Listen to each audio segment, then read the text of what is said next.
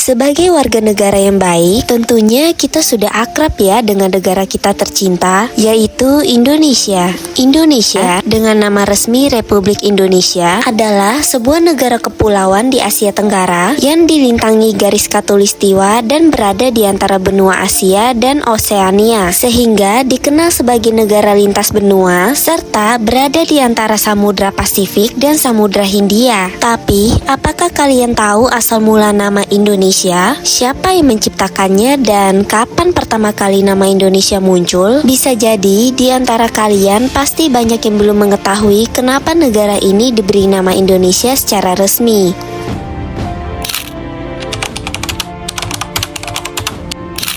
Dimulai dari bangsa Eropa yang baru pertama kali masuk ke Indonesia pada abad ke-16 yang bertujuan untuk melakukan perdagangan rempah-rempah pada saat itu. Pada awalnya, bangsa Eropa yang pertama kali datang menganggap bahwa wilayah Asia hanya terdiri dari orang Arab, Persia, India, dan Tiongkok.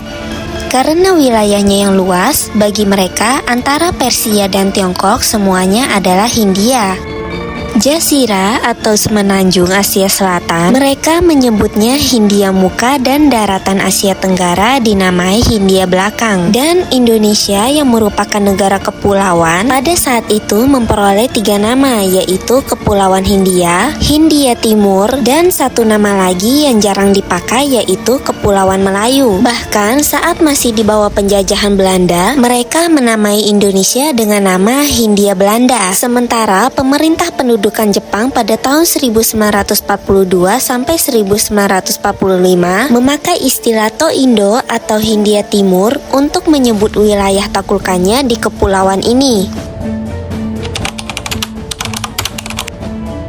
Pada tahun 1847, ada orang Skotlandia yang meraih sarjana hukum dari Universitas Edinburgh, James Richardson Logan, yang mengelola sebuah majalah ilmiah tahunan, yaitu Jurnal Kepulauan Hindia dan Asia Timur yang terbit di Singapura. Dan ada seorang ahli etnologi yang berasal dari Inggris, George Samuel Winsor Earl, menggabungkan diri dia sebagai redaksi majalah ilmiah tersebut. Pada majalah tersebut dalam volume 4 tahun 1850 yang menegaskan bahwa sudah tiba saatnya bagi penduduk Kepulauan Hindia untuk memiliki nama khasnya, sebab nama Hindia sering rancu karena penyebutannya hampir sama dengan India. Lalu Earl mengajukan 2 pilihan nama, yaitu Indonesia atau Malayunesia. Tapi Earl sendiri menyatakan ia memilih nama Malayunesia daripada Indonesia karena Malayunesia sangat tepat untuk ras Melayu, sedangkan Indonesia bisa digunakan untuk Ceylon. Ceylon adalah sebutan untuk Sri Lanka saat itu, dan Maldives yang merupakan sebutan untuk Kepulauan Maladewa. Dan faktanya juga, Earl memang menggunakan istilah Malayunesia dan tidak memakai istilah Indonesia. Pada jurnal yang sama, Logan menulis artikel mengenai etnologi dari Kepulauan Hindia yang menyatakan perlunya nama khas bagi kepulauan yang sekarang dikenal sebagai Indonesia, sebab istilah Indian Archipelago atau Kepulauan Hindia terlalu panjang dan membingungkan. Jadi, Logan mengambil nama Indonesia yang dibuang oleh Earl dan huruf U diganti dengan huruf O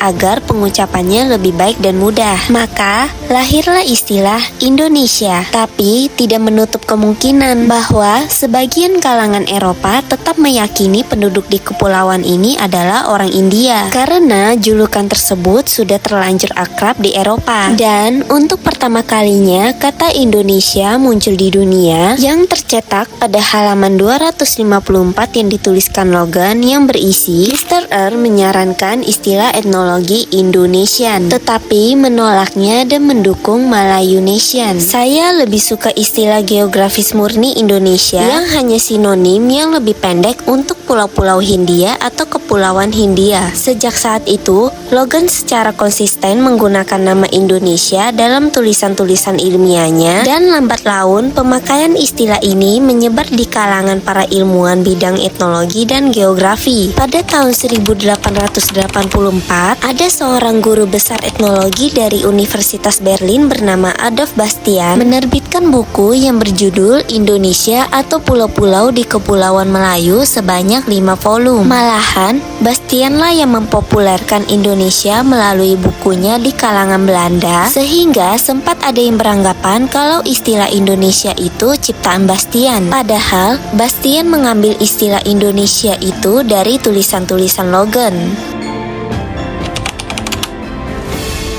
Pada tahun 1920-an, nama Indonesia yang merupakan istilah ilmiah dalam etnologi dan geografi yang diambil alih oleh tokoh-tokoh pergerakan kemerdekaan Indonesia memiliki makna politis, yaitu identitas suatu bangsa yang memperjuangkan kemerdekaan. Tapi sebagai akibatnya, pemerintah Belanda mulai curiga dan waspada terhadap pemakaian nama ciptaan dari Logan itu. Pada tahun 1922, atas inisiatif Muhammad Hatta, seorang mahasiswa Handels Hogeschool di Rotterdam, organisasi pelajar dan mahasiswa Hindia di negeri Belanda yang awalnya bernama Indische Vereniging, pada tahun 1908 berubah nama menjadi Indonesische Vereniging atau Perhimpunan Indonesia. Bahkan Bung Hatta menegaskan lewat tulisannya, pada tahun 1924 Dr. Sutomo mendirikan Indonesische Studi Club, dan pada tahun itu juga Perserikatan Komunis Hindia berganti nama menjadi Partai Komunis Indonesia atau yang biasa disebut dengan PKI. Pada tahun 1925, Jong Islam Mittenbond membentuk Kepaduan Nasional Indonesia Sispatvindere. Itulah 3 organisasi di tanah air yang awal mulanya menggunakan nama Indonesia, yang pada akhirnya nama Indonesia dinobatkan sebagai nama tanah air,